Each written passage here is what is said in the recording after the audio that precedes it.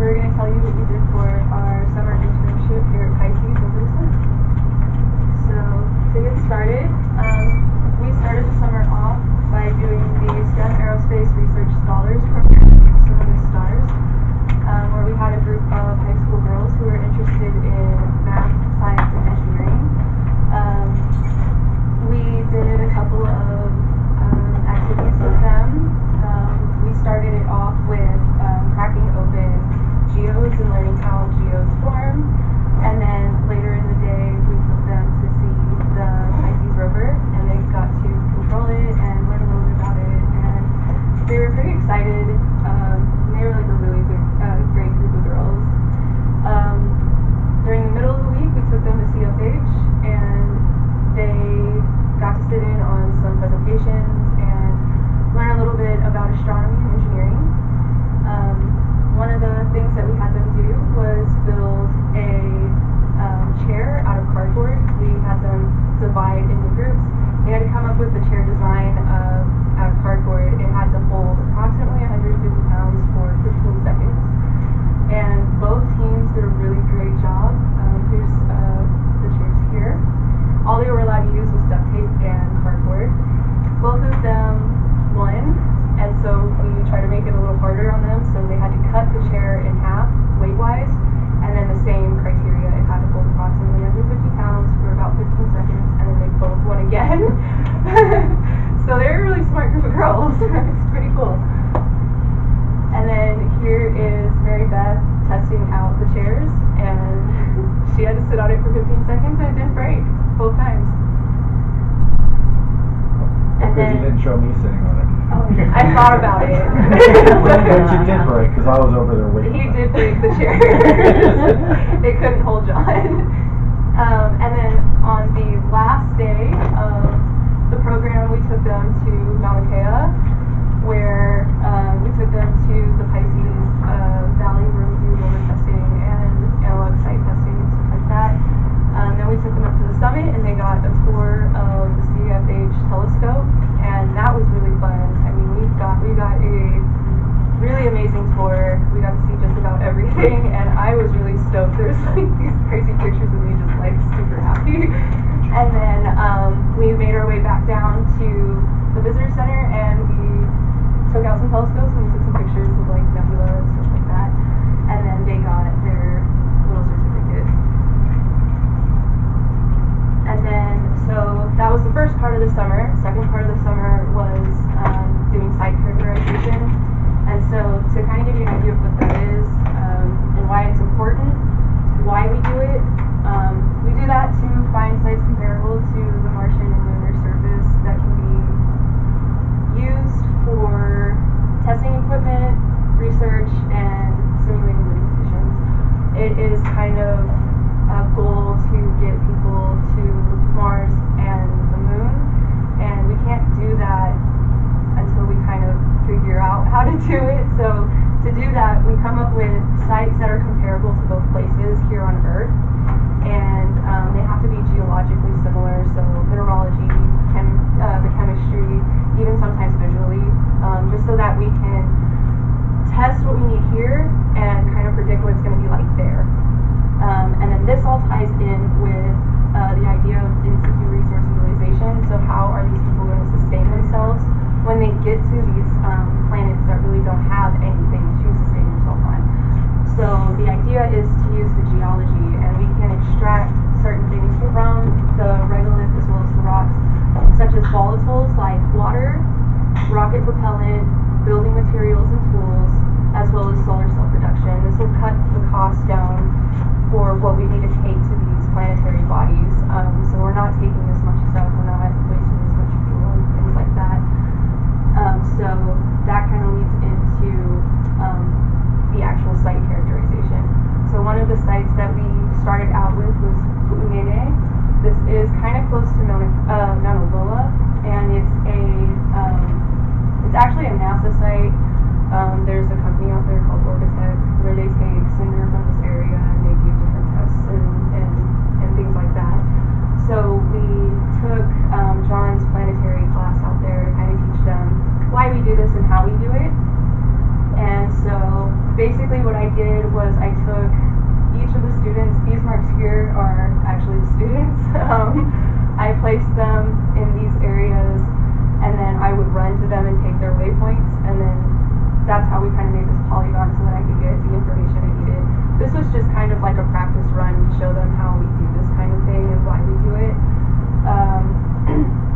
So that was the first one, and then this is the students.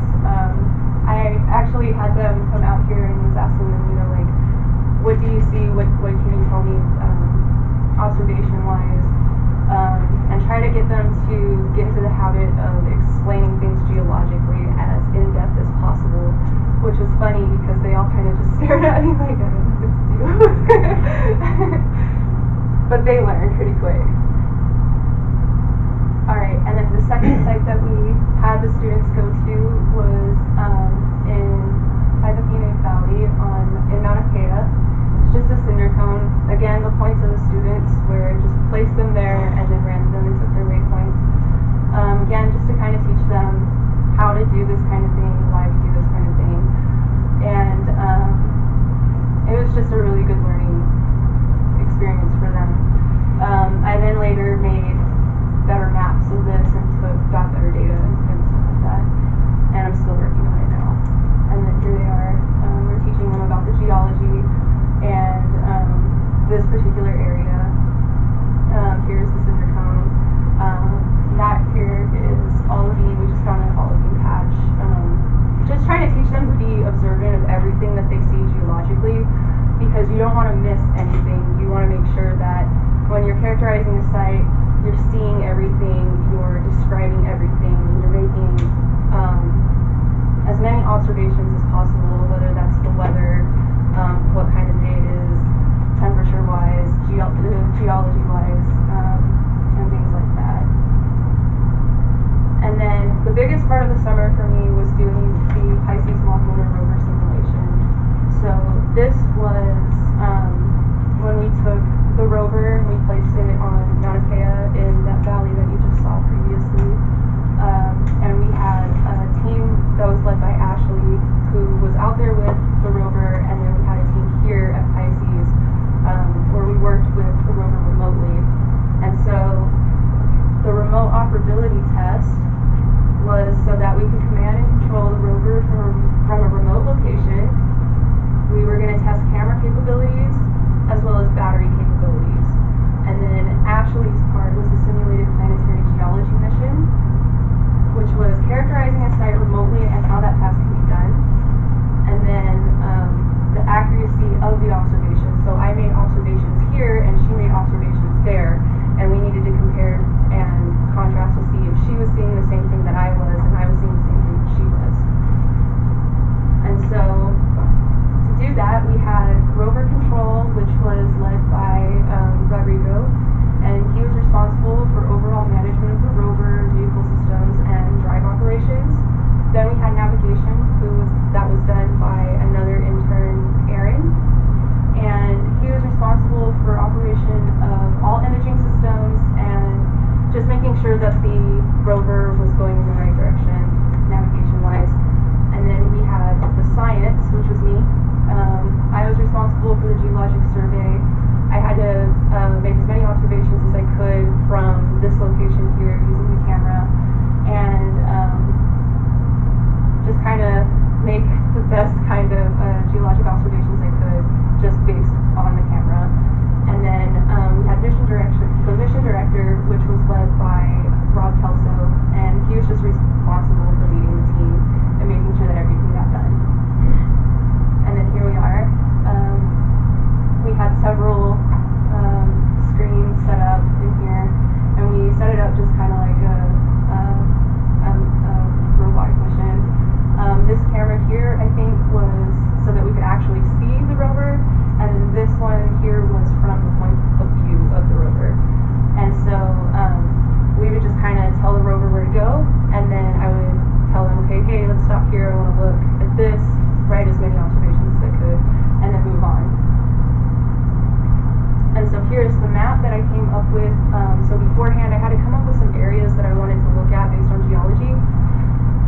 The problem is, it's Hawaii, so the geology is going to be kind of consistent throughout. So what I did was, and you're not supposed to do this in geology, go by color, but I totally did.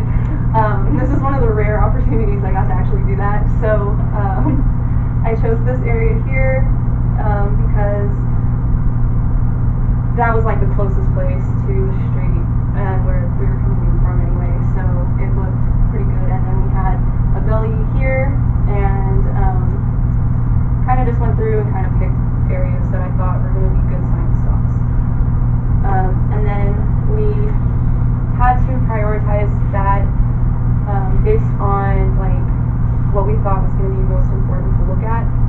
And so I chose, based on the map, Area 1, which was a light-colored ash tephra layer. Area 2, which was the gully and debris pile. I thought that would be the most interesting, just because with gullies you have something cross-cutting through a cinder cone, and then it has like a debris pile at the end of it. So I kind of was interested to see what the debris pile had. Area 4, we had a transition of color from black, gray, and red material, so I thought that would be a good place to take a look at. And then Area 6, which was a fine ash tephra layer, which is here. You can see it is not the same as anywhere else, so I thought that would be really interesting to look at.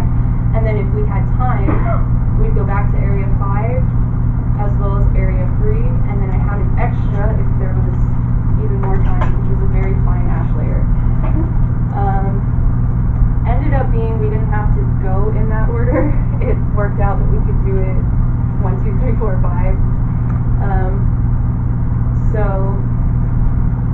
this is from the rover's perspective. This is Area 1. These are volcanic bombs of various colors. And so we had the rover stop here, and I made my observations. And then we moved on to Area 2, which was the gully, as you can see here. This feature here that's cross-cutting the blue. And the debris pile. We had Area 3, which included more bombs, more ash, more tephra. And then we had Area 4, which was just mostly tephra. Wasn't as very exciting as 2 or 3. And then Area 5 and Area 6. What ended up happening, we got to about Area 4, and we needed to change the battery. So we had the rover go back and we changed the battery, and then we came back to 5 and tried to go to 6. The problem with Area 6, it was on a slope and the battery power wasn't holding up very well, so by Area 6 we got up to like this point, and then we had to stop the test because the battery was just completely declining. And then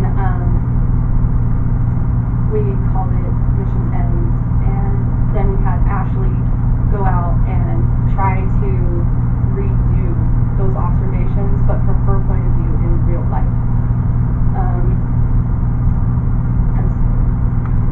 So I was the ground team, so I would go out and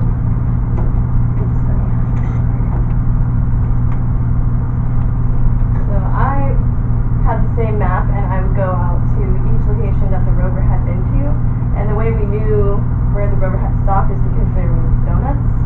They did donuts in the ground. So that's where I would go, and then I would stop and make my observation. So the things that we were looking for were just geologic stuff, so mineralogy, anything like significant that stood out for the area. Okay, and then this is from one of the blues looking down into the valley. So as you can see, this is our campsite that we did these were all the points that we did for the rover where we stopped and looked. So it's a valley with cinder cones surrounding it. It's a volcanic landscape, and all the regolith is basaltic in composition. And then here we have the rover during the field test. You can kind of see the donut here. And then there's Teddy working on the rover. So this was site 1 from my perspective, and what I was looking for when I was at the site, I would look for, first, just characterize what I saw in front of me. So first you would see the volcanic bombs, and then I would note what type of volcanic bombs they were based on the mineralogy. So I would look at the minerals, and then I would look at color and the type of weathering that was happening, or oxidization. And then I would take into consideration the plant life around it, or if there's any lichens. Also, another thing you would note is if we saw any human, interference. So it looked like maybe it's been moved there, or there's trash even in the area. So you just want to document everything, because that's not going to be how it is on Mars. So you have to note all that. Yeah. So we just made note of everything that we saw. So it actually, Ashley had mentioned the donuts. One of the things that happened while we were doing the test was the rover would lose connectivity and then kind of spin out of control, which I know Rodrigo was getting frustrated with. But it actually turned out to be kind of helpful, because when it would do the donuts, you had this layer of black ash on top, and then it would disrupt that layer, and then you would see oxidized materials underneath. So it actually worked out for me, and I was able to kind of document that and observe that and add that into our report. And so our recommendations for future studies, if we were going to do this again, would be we had the camera on top of the rover, and there's no zoom or anything, so it was a little difficult to make the observations. So one of the recommendations is just lower the camera on the rover so that we can take a better look at what's on the ground. Ashley and I had discussed maybe remote operators and ground truthers coming up with a plan first before doing this. The map was helpful, but we don't use GPS because there's no GPS on the moon or Mars. So what we had to do was just kind of okay, we're in the area of Site 1, what's interesting to look at, so take the rover, here's something, and then stop and look. But she didn't know where we were actually stopping, and she used the donuts to find that, because every time we tried to stop, the rover would start to donut. And then the next test, maybe it would be a good idea to go somewhere just completely unknown to anybody, because I've been to this valley before, I've seen it before, so I had a little bit of a bias, and I think so did Ashley.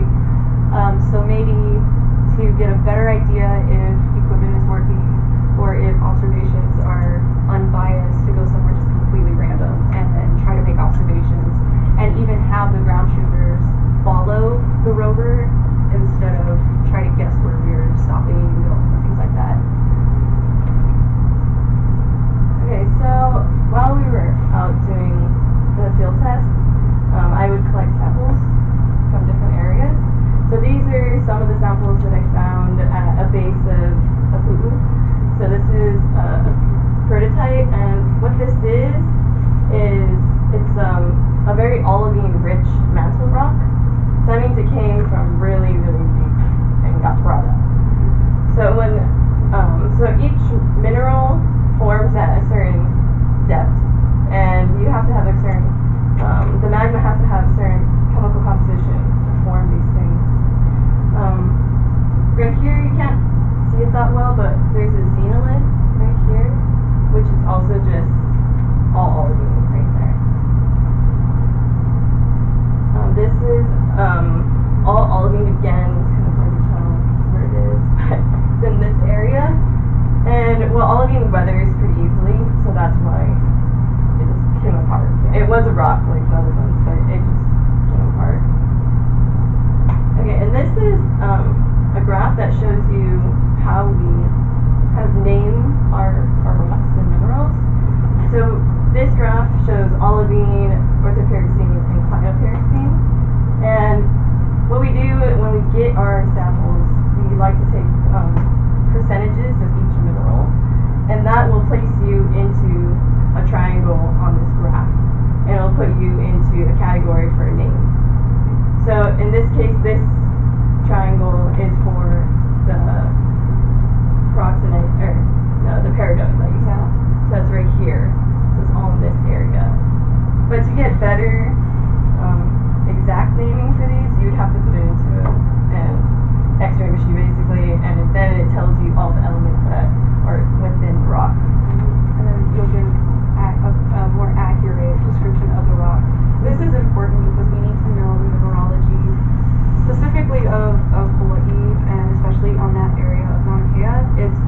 comparable to Mars.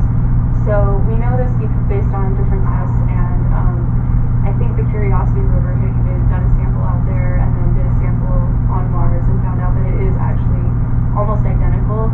So the more that we know about the geology and the mineralogy of this place, we can kind of use to estimate on Mars, and that'll kind of give us better conditions. And if even when you boil it all down, you can kind of figure out, okay, is it possible based on mineralogy, based on chemistry, could life have existed there one day or at one time? And so that's why we took samples and we tried to kind of figure out the composition of these rocks. Okay, and this is another sample that I had pulled from the same area. This is an andesite.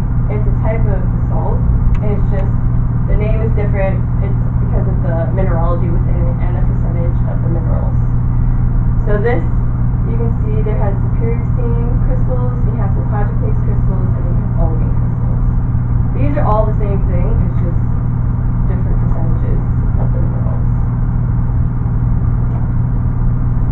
And then this is again where we would graph it, and it's another triangle with different names. This one would be plagioclase, pyroxene, and olivine, based off the minerals that are in that rock. And then here we have a dacite. This one is actually quite rare. You don't usually find these, so this is actually a really great find. So right there, you can see the light colored stuff. That is a very plagioclase rich xenolith, which is uncommon. It's very, very uncommon. very uncommon here. Mm-hmm. We just don't produce plagioclase in that big of a crystal here, and in that like very conglomerated like that. It's very uncommon, and so this was a really good find, because if that's happening in that valley, we want to know why, and we want to know more about it. So we were actually working with our mineralogy professor, Ken Pond, to kind of figure this out a little bit more. And then another thing is,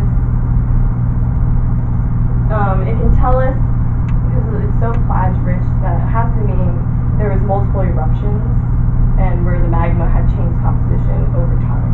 And then that's how you could possibly get such a plage rich minerals. And then we have here is an altered olivine xenolith right here, this darker stuff. So this was all in the same rock. Which again is very uncommon, because you're either going to have an olivine rich xenolith, or you're going to have a peroxenite, and you're not really going to see a plagioclase and an olivine together, because like she said, the olivine settles in the bottom of the magma chamber and then it's ripped up from a violent eruption. So, and then like she also said, these things are forming at different depths, so it's very strange to have this, and we're trying to figure out a little bit more about it.